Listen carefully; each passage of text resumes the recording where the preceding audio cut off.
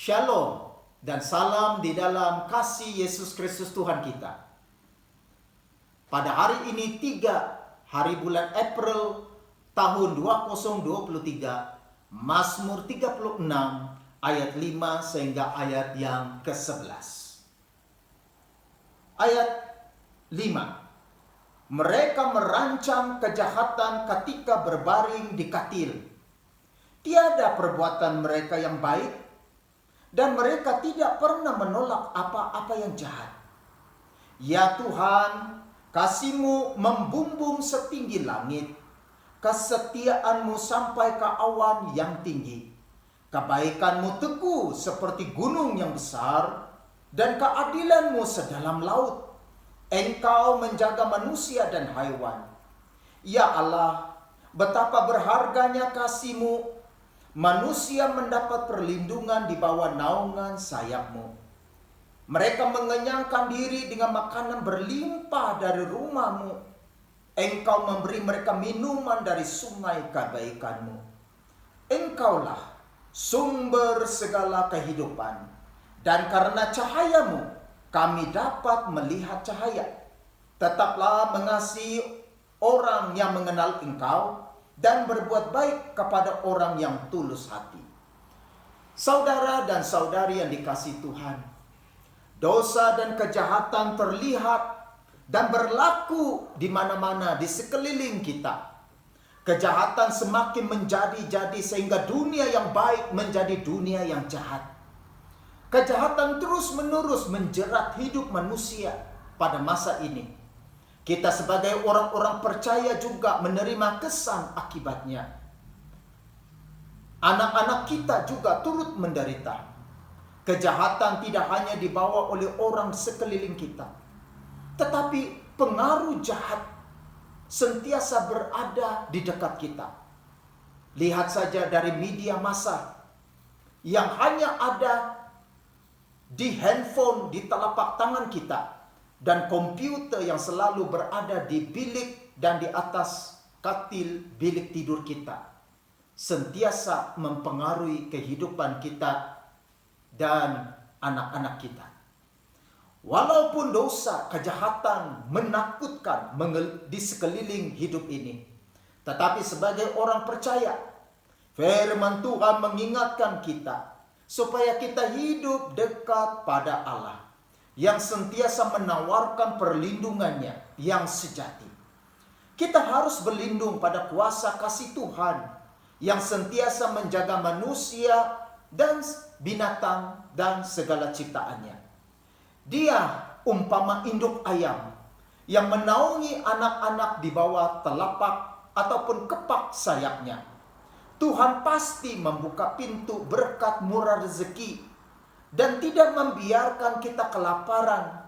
Dia pasti memenuhi keperluan hidup kita dan keluarga kita.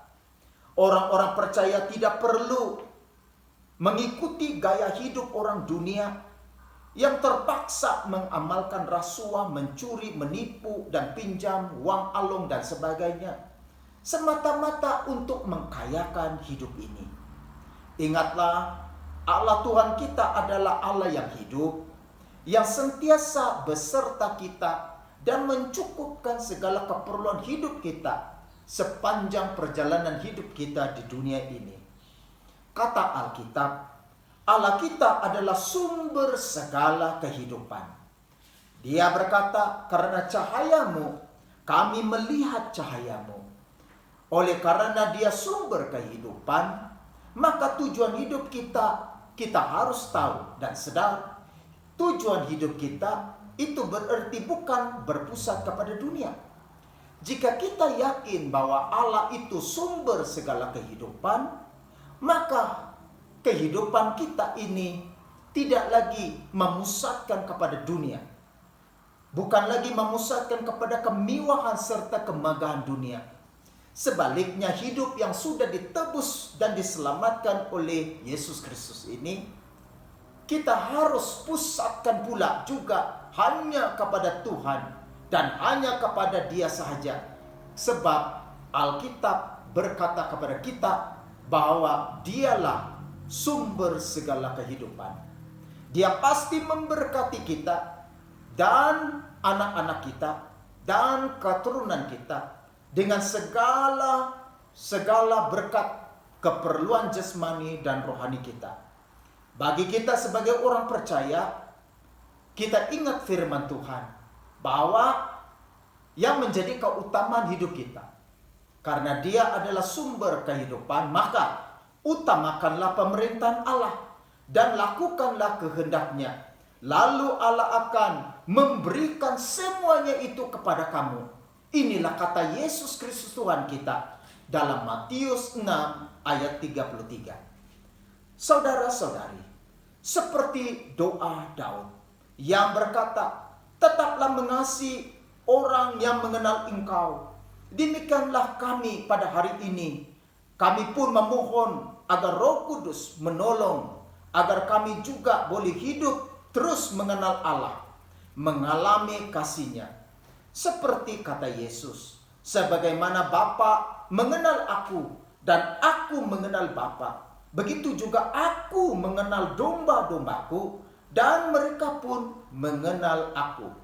Aku mengorbankan nyawa untuk mereka. Yohanes 10 ayat 15. Saudara-saudari yang dikasihi Tuhan, selamat Hari Len. Kiranya Tuhan memberkati hidup kita dan hidup kita diberkati, sehingga hidup kita juga dipakai untuk memuliakan dan juga hidup melayani Tuhan. Marilah kita berdoa. Bapa di surga, terima kasih untuk firman-Mu. Kami berdoa dan memohon kepadamu. Ajarlah kami untuk hidup dekat denganmu. Hidup menurut kehendak-Mu.